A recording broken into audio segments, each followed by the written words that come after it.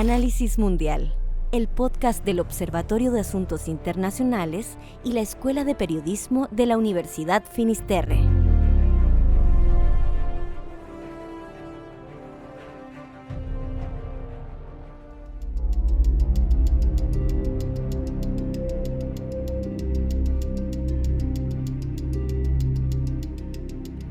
Hola, ¿cómo están? Bienvenidos a esta quinta temporada de Análisis Mundial. Comenzamos este 2026 con dos episodios especiales, uno sobre Venezuela, otro sobre Ucrania, pero es ahora con este capítulo con el que comenzamos nuestra nueva temporada. Y no cabe la menor duda de que el gran tema que nos convoca es la guerra en Irán, iniciada a fines de febrero con los ataques de Estados Unidos e Israel.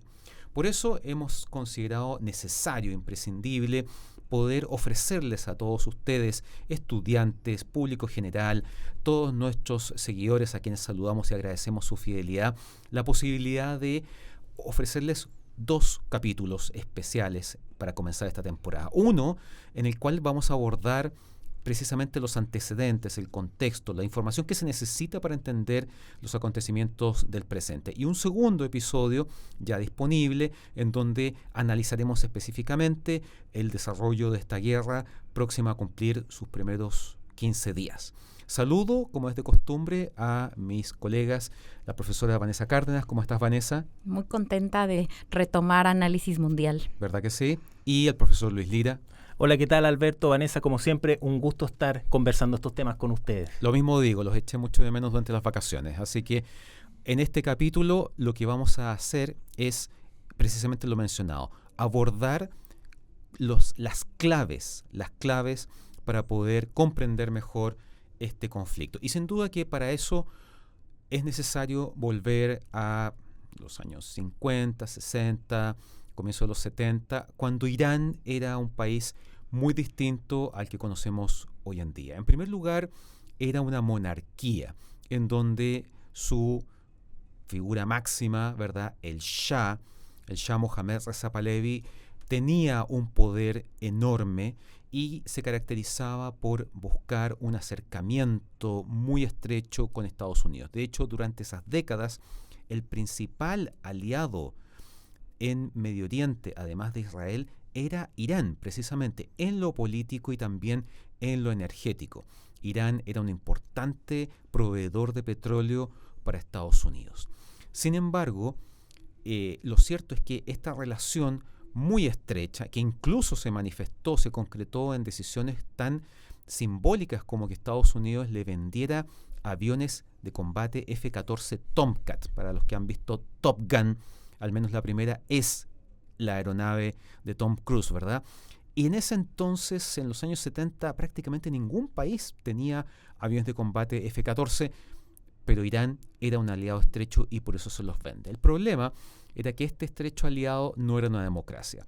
Y sin duda que el Shah y el resto del gobierno, sobre todo apoyado en la SAVAK, la policía secreta del régimen, generaba una situación en la cual la oposición era tremendamente reprimida y en donde se veía el descontento creciente del clero chiita iraní.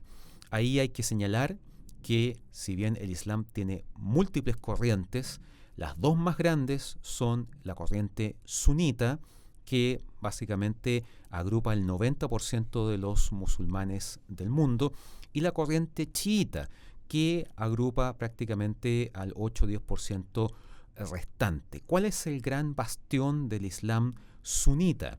Arabia Saudita, en donde esta monarquía, además de controlar un país bastante grande, es custodio de los dos de los tres lugares sagrados del Islam, la Meca y Medina. El tercer lugar es Jerusalén.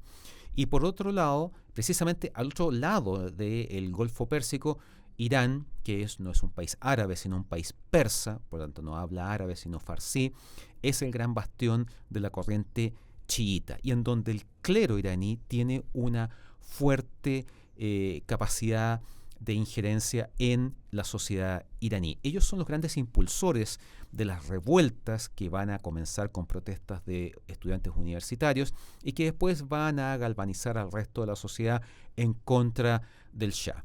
Todo esto a través de un liderazgo a distancia del ayatolá Ruhollah Khomeini, exiliado durante 14 años en Francia, que constantemente enviaba en esos años cassettes de audio grabados con sus mensajes que eran traficados al interior de Irán y copiados, y que de esa manera, en un mundo sin internet, sin redes sociales, sin correo electrónico, la voz del ayatolá Khomeini llegaba desde Francia hasta el corazón de Irán. Esto se concreta finalmente en una revolución, en una revuelta imposible de controlar por parte del Shah, quien en enero de 1979 se va al exilio, y junto con él una parte importante de la sociedad y del gobierno de esa época. A pocas semanas de ese episodio, el ayatolá Ruhollah Khomeini regresa a Irán, se convierte en el principal líder de este movimiento, es el primer líder supremo en la historia, ¿verdad?, de ahí en adelante de Irán, y transforma a Irán de una monarquía a una teocracia. ¿Por qué? Básicamente porque las figuras religiosas del clero chiita iraní también van a tener posiciones y funciones políticas. Uno de los aspectos que va a ser clave una vez que se comience a construir este nuevo régimen es la nueva relación entre Irán y Estados Unidos. El Shah, que se había ido al exilio, había pasado por diferentes países, finalmente termina con su familia en Estados Unidos, en donde se hace una serie de exámenes que detectan que está enfermo de cáncer. En ese contexto, el gobierno revolucionario iraní le exige a Estados Unidos la entrega del Shah para ser juzgado por sus crímenes en Irán, a lo cual el gobierno de Estados Unidos, en ese entonces encarnado por Jimmy Carter, decide negarse a esa petición. Frente a eso, las protestas y manifestaciones iraníes frente a la embajada de Estados Unidos llegan a un punto crítico cuando estos manifestantes sobrepasan los muros, las rejas, asaltan la embajada estadounidense, toman el control del edificio, las instalaciones, y toman como rehenes no solamente al cuerpo diplomático, sino un importante número de hombres de negocios, ciudadanos estadounidenses que estaban refugiados ahí buscando seguridad y que van a permanecer bajo su control, bajo su poder durante más de 440 días. La respuesta del presidente Jimmy Carter fue ordenar una operación de rescate. Se la encarga a una de estas unidades especiales, ¿verdad?, la Fuerza Delta, quien inicia la operación Garra de Águila, con el objetivo de encontrar a los rehenes, rescatarlos y llevarlos de vuelta a Estados Unidos. La operación es un fracaso. No solamente la operación enfrenta problemas técnicos, helicópteros que sufrieron problemas de mal funcionamiento producto de la arena, no llegaron al lugar en donde se supone que estaban los rehenes, fueron descubiertos, tuvieron que escapar de manera muy improvisada, y en ese proceso que consideraba helicópteros y un Hércules C-130, uno de los helicópteros Sikorsky golpea accidentalmente a este avión y se produce una gran explosión en donde no solamente se destruyen estas aeronaves, sino también mueren muchos miembros de la Fuerza Delta. Estados Unidos queda en evidencia, y sin duda, junto con la crisis económica que estaba viviendo Estados Unidos en ese entonces, se transforman en los elementos que explican por qué el presidente Jimmy Carter, demócrata, que va a la reelección, pierde frente a su oponente, el candidato republicano Ronald Reagan. Y a partir de ahí se inicia una etapa completamente nueva en la relación entre Estados Unidos e Irán. Así es, Alberto, pues una relación que pasa de ser grandes aliados y amigos mencionados por el presidente Carter, que hablaba de que era una isla de paz, Irán en un territorio conflictivo. Bueno, pues hay un cambio muy importante después de todos estos acontecimientos, en los cuales, bueno, Irán ya empieza a llamar a Estados Unidos el gran Satán y a extender esta idea de que el gran enemigo de Irán y del mundo musulmán, principalmente desde la perspectiva perspectiva chiita, era este occidentalismo que trataba de impulsar Estados Unidos, y de alguna manera también Irán se empieza a presentar como un enemigo no solamente del occidente, sino de algunos estados de la región, como por ejemplo Irak, su vecino, que se consideraba un estado laico y que bajo esta presión de tener ahora una teocracia iraní, chiita, y algunas disputas territoriales, principalmente por el río que los divide, se inicia un conflicto muy importante en el cual, bueno, Estados Unidos da muestra ahora sí de que esta ruptura de relaciones era seria, era profunda, con un apoyo junto con otros países también de una coalición principalmente pro-occidente de apoyar a Irak, una guerra que en un inicio se creía que iba a ser bastante rápida y que se extiende durante 8 años hasta 1988. Incluso Irak pide préstamos importantes a Kuwait y que después no le podrá pagar, y eso pues, será el antecedente de una invasión a Kuwait, y empieza este conflicto también a deteriorar no solo las relaciones, sino también el tipo de estrategia que va a seguir Irán respecto a sus países opositores, como por ejemplo el fortalecimiento de la fuerza Quad, que es una ala de las guardias revolucionarias que para Irán son fundamentales. Es un cuerpo que prácticamente controla más de la mitad de la economía, que está a cargo del proyecto nuclear y que además sostiene la existencia de Irán versus sus enemigos. Y por lo tanto, esta fuerza Quad va también a capacitar, a financiar y a fortalecer otros grupos o milicias que han sido consideradas también por Estados Unidos hoy y por Europa como terroristas, como por ejemplo el grupo Hezbollah en el Líbano, que no solamente ataca a la figura de Estados Unidos, sino que utiliza su poderío militar y la presión en contra de Israel, porque a partir de ahí, de esta ruptura también de relaciones, se da un enfrentamiento muy fuerte y una negación mayor a la existencia del Estado de Israel. Claro, y ese año, por ejemplo, el año 82 es un año muy importante porque en el marco de la invasión israelí a Líbano, que iba detrás de Yasser Arafat, que estaba refugiado en Beirut, ahí nace Hezbollah. Y de esa manera Irán encuentra un aliado con el cual va a mantener una relación que dura hasta el presente, lejos de su frontera. Claro, y que le hace un gran daño a Israel, ¿no? Entonces, a partir de ahí establece un eje que no solamente es con Hezbollah, sino también una relación más estrecha con Hamas en Palestina, o con los hutíes en Yemen, y también hoy ha perdido capacidad de influencia en Siria porque las milicias iraníes en Siria apoyaban al presidente Bashar al-Assad, ¿no? Que hoy pues sabemos que ya no está. Entonces tenemos un régimen más pro-occidental, por lo tanto no juegan hoy un papel tan importante como lo hicieron durante muchos años. Y igual aún grupos importantes también dentro del mismo Irak, que en algún momento también sirvieron en el conflicto con el Estado Islámico. Y todo este eje, de alguna manera, se activa cada que hay un conflicto o con Israel o con Estados Unidos, y es parte de las acusaciones de que hoy Irán es un gran peligro para Estados Unidos, para Israel y para todos sus aliados, porque no solamente es Irán como una potencia que ha ido increciendo su proyecto nuclear, sino también todas estas milicias y grupos que sirven o que se activan cada que hay un escenario de tensión por parte de Irán, y que han sido debilitadas poco a poco, creando un escenario también propicio para que hoy en día exista un conflicto entre Estados Unidos, Israel e Irán como un momento clave donde no va a contar con todas esas células activadas al mismo nivel que tenían hace 10 años o después de esta revolución entre Irán e Irak, o esta guerra entre Irán e Irak.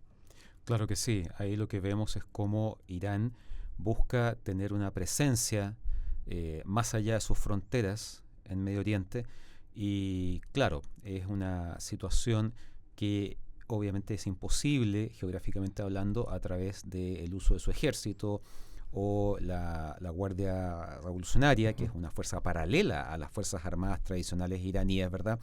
Porque no puede hacerlo porque hay 3 países entre medio, o sea, está Jordania, está Irak y está Siria.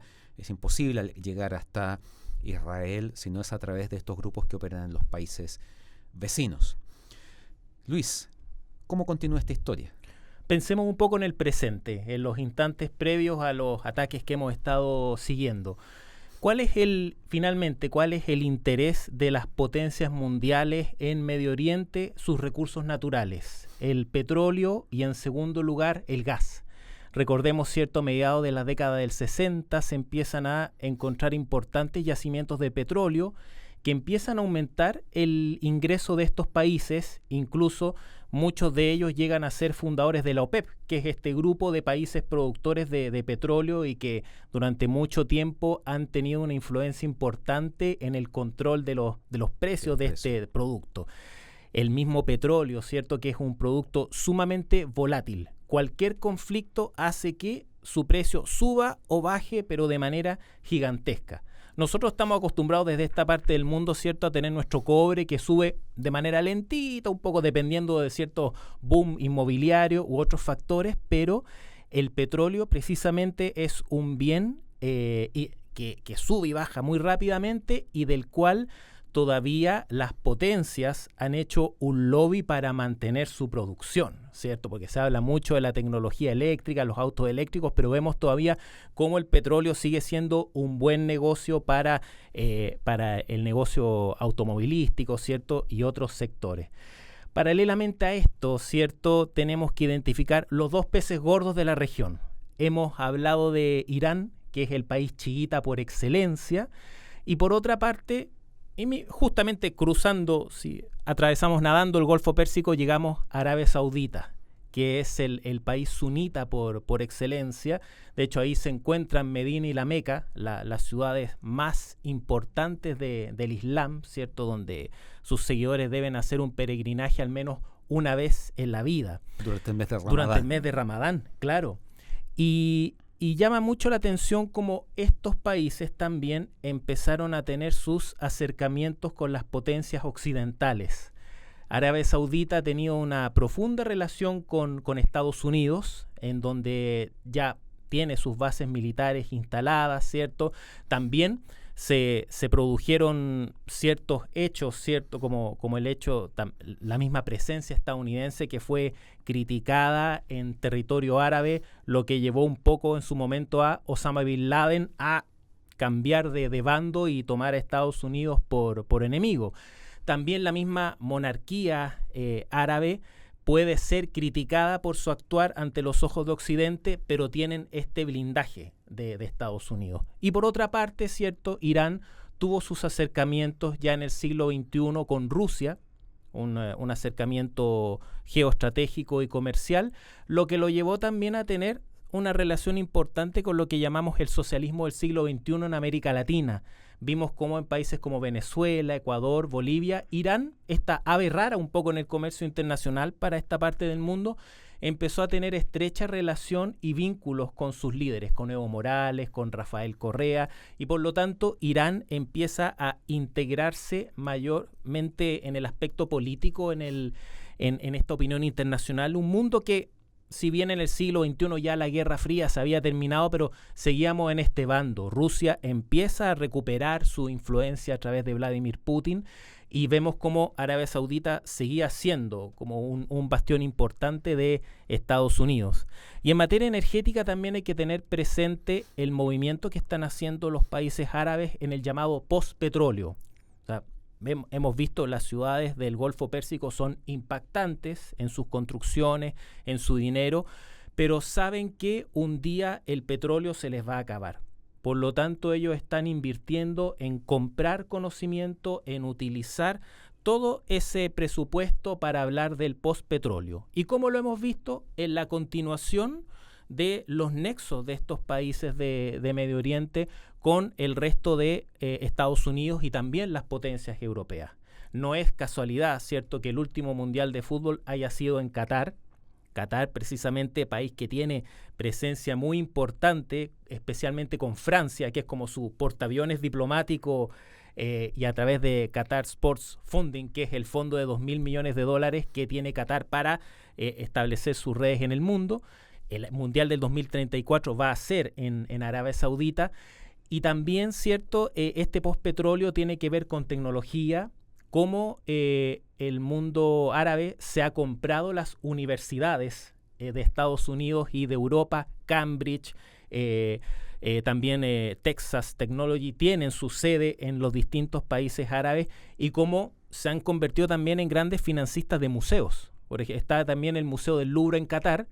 Incluso el mismo Louvre tiene una muralla de mármol donde están sus principales benefactores, y uno ve cómo a través de 500 años van cambiando los apellidos, ¿cierto? Los Medici van pasando al siglo XX, como los Rothschild, los Rockefeller, y vemos en el siglo XXI aparece la familia Al-Tahani. Entonces uno ve dónde se encuentra el poder. Entonces justamente se encuentra este proceso de cambio, de maximizar sus recursos naturales, y en el caso de Irán estamos hablando de su programa nuclear, que ha tenido negociaciones en los últimos 20 años al respecto. El argumento iraní siempre ha sido que su programa nuclear es con fines energéticos. La visión estadounidense y del resto de los países europeos es que puede producir armas nucleares. Por supuesto, es muy importante la producción armamentística iraní. Quizás sus productos más conocidos han sido los misiles y también actualmente sus drones, que exporta también a Rusia en el contexto de la guerra en Ucrania, por lo que eso también se suma en Medio Oriente a la narrativa del gobierno de Benjamín Netanyahu en Israel.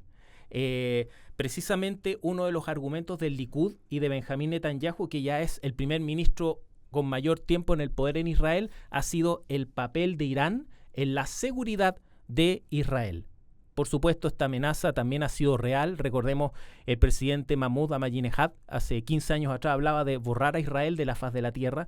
Por lo tanto, eso también ha argumentado o ha apoyado el argumento de Estados Unidos en tomar una decisión seria sobre el destino de Irán, y que fue finalmente, ¿cierto?, lo que lleva a este ataque de hace ya, que por lo menos en esta grabación del programa ya lleva 12 días, ¿cierto?, que hemos visto que se ha encontrado, ¿cierto?, el objetivo estadounidense de derribar de volar la cabeza del régimen, apoyado con esta retórica israelí de el riesgo de Irán para la seguridad de Medio Oriente. Y también, ¿cierto?, como último punto, hay que tener presente el rol de los países de Medio Oriente frente a Israel.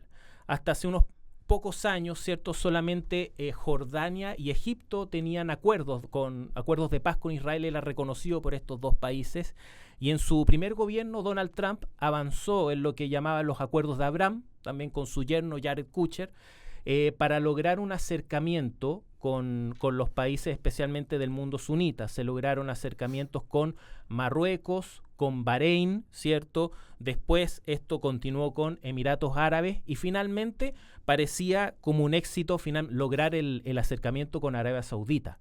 Eso iba a generar que movimientos como la causa palestina quedasen relegados, que es precisamente un proceso del cual se puede encontrar financiado por Irán a través del apoyo a Hamas, ¿cierto?, a Hezbollah en el Líbano y los otros movimientos. Por lo tanto, los mismos ataques del 7 de octubre en Israel responden un poco a la idea de no dejar atrás esta causa palestina en un periodo de enfriamiento, y que se produciría un acercamiento a Medio Oriente. Entonces, todos estos pasos nos han llevado a esta escalada del conflicto que tuvimos ya en junio del año pasado, esta operación con el B-2 para destruir la industria nuclear iraní, que también quedó en duda.